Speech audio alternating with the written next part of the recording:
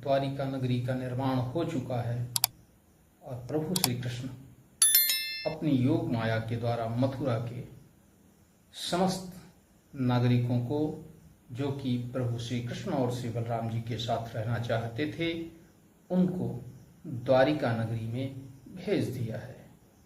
मित्रों, मथुरावासी जो भी भगवान श्री कृष्ण के प्रति स्नेह रखते थे, श्रद्धा रखते थे, समर्पण रखते थे, वह जब द्वारिका नगरी में पहुंचते हैं तो उन्हें द्वारिका नगरी भी अपनी लगने लगती है, अपनी जैसी दिखने लगती है और वह लोग वहां अत्यंत ही प्रेम भाव से रहने लगते हैं। इधर प्रभु श्री कृष्ण जब बलराम जी के साथ आकाश मार्ग से द्वारिका के लिए निकल रहे होते हैं तो उन्होंने जानकर ये दिखाया जरासंध को, जिसकी सेना मथुरा का घेरा डाले हुए थी, कि मैं जा रहा हूं। ज्यों ही जरासंध ने श्री कृष्ण भगवान को जाते हुए देखा, त्यों ही जरासंध की सेना ने और स्वयं जरासंध के सेना नायक और जरासंध ने उनका पीछा किया। जरासंध जब उनका पीछा कर रहा था तो वह बढ़ते हुए जा रहे थे, तभी जैतवन की तरफ उन्होंने देखा कि उन पहाड़ों में श्री कृष्ण और श्री बलराम जी विलुप्त हो गए हैं। जरासंध को ऐसा लगा कि शायद वह इसी वन में कहीं छिप गए हैं। वो समझ रहे थे कि जो युद्ध क्षेत्र से भाग रहा होता है वह भयभीत होता है, लेकिन उन्हें यह नहीं पता था कि ईश्वर कभी भयभीत नहीं होता है। वह तो नए नए कर्तव्य दिखाता है। क्यों? क्योंकि रामावतार में श्री कृष्ण जी ने, रामावतार में श्री राम जी ने जिस तरह से मर्यादा का उल्लंघन नहीं किया और मर्यादा पुरुषोत्तम कहलाए, उसी तरह से कृष्णावतार में श्री कृष्ण भगवान ने लीलाधर का काम किया और उन्होंने जो भी कार्य किया वह उनकी लीला है और यह भी उनकी लीला का एक अभिन्न अंग था। जब वह मथुरा से आकाश मार्ग के द्वारा द्वारिका जा रहे थे, जरासंध और जरासंध की सेनाओं ने मिलकर उस चैतवन को पूरी तरह से घेर लिया और घेरने के बाद उसके ऊपर आक्रमण करने के बजाय उसे चारों ओर से आग के हवाले कर दिया। आग लग गई। चैतवन कई दिनों तक जलता रहा और जब वह जलकर शांत हो गया तब जरासंध को लगा कि उसने श्री कृष्ण और श्री बलराम जी को जलाकर मार दिया है और वह पुनः अपनी मथुरा नगरी को से अपनी राजधानी वापस चला आया। जब वह अपनी राजधानी वापस आया तो उसने घोषणा की कि मथुरा को मगध साम्राज्य में मिला लिया गया है। मथुरा को मगध साम्राज्य में मिलाने की घोषणा जब हुई तो देश देश तक उसकी ये घोषणा पहुंच चुकी थी और यह घोषणा पहुंच गई हस्तिनापुर। हस्तिनापुर में जो पांडवों के शत्रु थे उनके हृदय में अत्यंत ही संतोष उत्पन्न हो चुका था। वह अत्यंत सुखी हो चुके थे क्योंकि अब पांडवों की मदद करने वाला इस भूमंडल में कोई नहीं बचा था, क्योंकि श्री कृष्ण और बलराम ही ऐसे थे जो पांडवों की मदद कर सकते थे। उसके अलावा कोई मदद करने वाला नहीं था। पांडवों की शक्ति अत्यंत ही क्षीण हो चुकी थी। लेकिन जो श्री हरि के भक्त थे उनके हृदय पर वह आघात पहुंचा जिसे वह सहन नहीं कर पा रहे थे। स्वयं पितामह भीष्म ने जब पूछा विदुर जी से कि क्या ये संभव है, तो विदुर जी ने कहा कि पितामह ये संभव तो नहीं है, लेकिन अफवाह ऐसी ही उड़ रही है। इन अफवाहों के बाजार में उधर द्वारिका में प्रभु अपने राज समाज को व्यवस्थित कर रहे थे।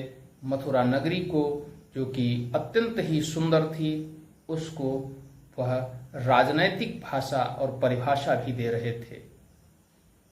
प्रभु श्री कृष्ण एक दिन बैठे हुए थे, तभी उन्होंने मुस्कुराना प्रारंभ कर दिया। तो ऐसी स्थिति को देख करके श्री बलराम जी ने पूछा, कन्हैया मुस्कुरा क्यों रहे हो? तो प्रभु ने कहा, दाऊ क्या बताएं, बात ही ऐसी है। जब ऐसी बात कन्हैया के द्वारा कही गई तो दाऊ ने कहा, अगर ऐसी बात है कि तुमको मुस्कुराना पड़ रहा है तो मुझे भी बताओ, शायद मुझे भी सुनकर प्रसन्नता हो। तो उन्होंने कहा कि षड्यंत्रों की जो एक पंक्ति चल रही थी हस्तिनापुर में, उसकी अब भरमार होने वाली है, क्योंकि अब पांडवों के खिलाफ नई नई साजिशें रची जाने लगी हैं। गांधार नरेश शकुनी महाराज धृतराष्ट्र को लगातार समझा रहे हैं और उन्हें इस बात के लिए पोषित कर रहे हैं कि वह युवराज दुर्योधन को घोषित करें, ना कि युधिष्ठिर को। और वह अपने सामंतों को भी अपनी तरफ मिला रहे हैं। इस अन्याय को सुनकर बलराम जी क्रोधित हो जाते हैं। तो प्रभु कहते हैं, क्रोधित मत होइए। बलराम जी कहते हैं, तो हमें वहां चलना चाहिए। प्रभु श्री कृष्ण कहते हैं कि अभी हमें वहां चलने का वक्त नहीं है, अभी समय नहीं आया है। जब समय आएगा तो हम दोनों अवश्य चलेंगे। इधर जो दरबार सजा हुआ है और उसमें महाराज धृतराष्ट्र बैठे हुए हैं। दरबार में गंगापुत्र भीष्म, वेदुर, गांधार नरेश शकुनी, सारे लोग बैठे हुए हैं और घोषणा करनी है युवराज की। तो युवराज की घोषणा करने में धृतराष्ट्र विलंब कर रहे थे, क्योंकि वह सोचते थे कि विलंब करने से शायद कोई ऐसा रास्ता निकल आए जिससे कि दुर्योधन को युवराज घोषित कर दिया जाए। लेकिन दुर्योधन को युवराज तो तब घोषित किया जाता जब वहां की जनता उन्हें युवराज के रूप में एक्सेप्ट करती, स्वीकार करती। मित्रों, ऐसी स्थिति में पितामह भीष्म लगातार दबाव बना रहे हैं कि जनता चाहती है कि बालकों के शिक्षा ग्रहण करने से पहले ही युवराज की घोषणा हो जानी चाहिए, क्योंकि यदि युवराज की घोषणा नहीं होती है तो प्रत्येक राजकुमार के हृदय में ऐसा एक भाव बना रहेगा कि शायद उसे युवराज घोषित कर दिया जाए। तो आपस में वैमनस्य होने की संभावना है और भाई भाई का दुश्मन हो सकता है। जब ऐसी बात कही जाती है तो धृतराष्ट्र पितामह भीष्म से कहते हैं कि हे पितामह, आप हमारे कुल के सबसे ही वयोवृद्ध हैं, आप ही तो आज तक सारे निर्णय लेते आए हैं, तो यह निर्णय भी आपको ही लेना होगा। ज्यों ही धृतराष्ट्र ऐसी बात कहते हैं तब पितामह भीष्म कहते हैं कि देखिए, यह निर्णय राजा का है और यह निर्णय राजा को ही लेना होगा। जब ये बात धृतराष्ट्र के सामने पितामह भीष्म कहते हैं तो धृतराष्ट्र कहते हैं, पितामह, लेकिन राजा भी परामर्श तो ले सकता है और वह परामर्श मैं आपसे लेता हूं कि किसे युवराज घोषित किया जाए। ऐसी स्थिति में पितामह भीष्म कहते हैं कि आप एक राजा हैं, आपके पास गुप्तचरों की एक टीम है और गुप्तचर आपके क्या संदेश दे रहे हैं, किसको राजा घोषित करने के लिए। वह जनता के बीच जाकर तय करें कि जनता किसे चाहती है कि उसे हस्तिनापुर का उत्तराधिकारी बनाया जाए। जब ऐसी बात पहुंचती है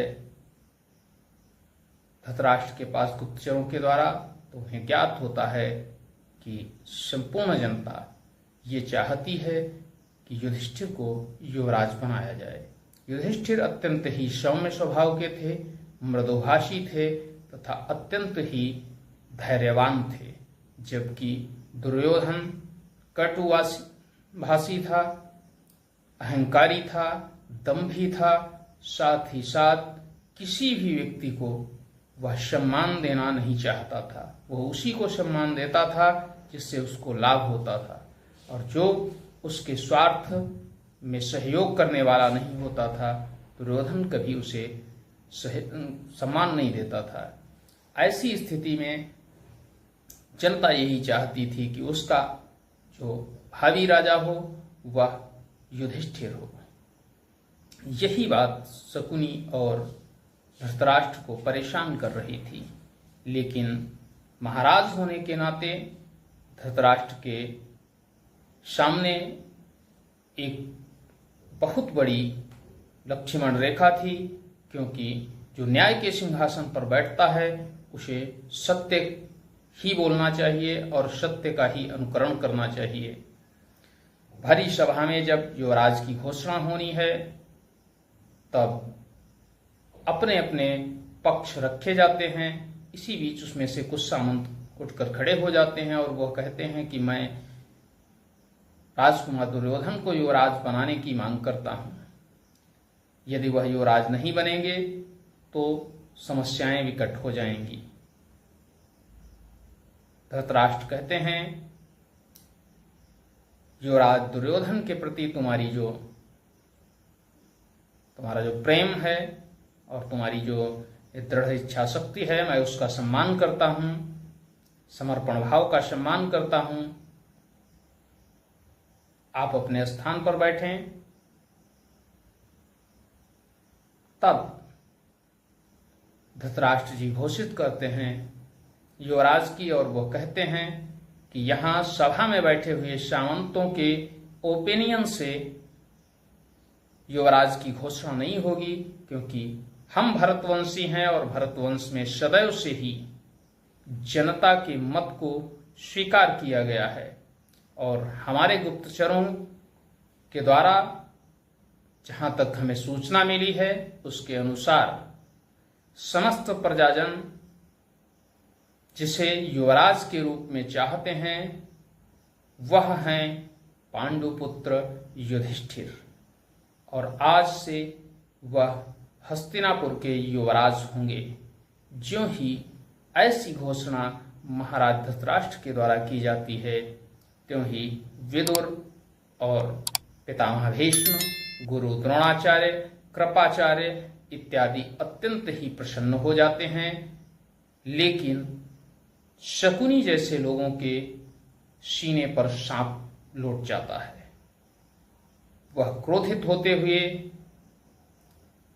कुछ बोल तो नहीं सकता था राजसभा में, लेकिन ज्यों ही महाराज राज दरबार से अपने स्वयं कक्ष की तरफ जाते हैं, त्यों ही पीछे से शकुनी भी महाराज से भेंट करने के लिए उनके शयन कक्ष में जाता है और कहता है कि महाराज, आपसे मैं लगातार कह रहा था कि आप दुर्योधन को सम्राट घोषित करिए, और आपने दुर्योधन को सम्राट घोषित नहीं किया, युधिष्ठिर को सम्राट घोषित कर दिया। यह आपने बहुत बड़ा अन्याय किया है और मैं इस अन्याय को स्वीकार नहीं कर पाऊंगा, अतः मैं राजनीति की अंतिम चाल चलूंगा।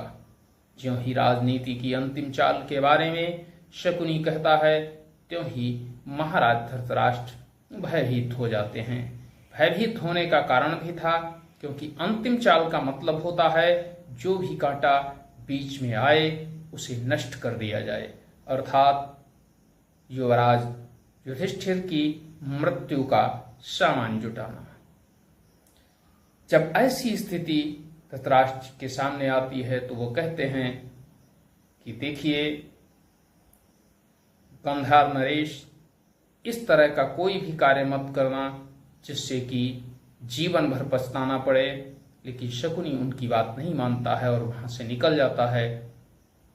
मित्रों, इसी बीच यह संदेशा संपूर्ण नगर में पहुंचाया जाता है। नगरवासी युधिष्ठिर को युवराज बनाए जाने पर उत्सव के रूप में उस दिन को मना रहे होते हैं, और यह बात राजकुमारों में भी पहुंचती है कि युधिष्ठिर को युवराज घोषित कर दिया जाता है।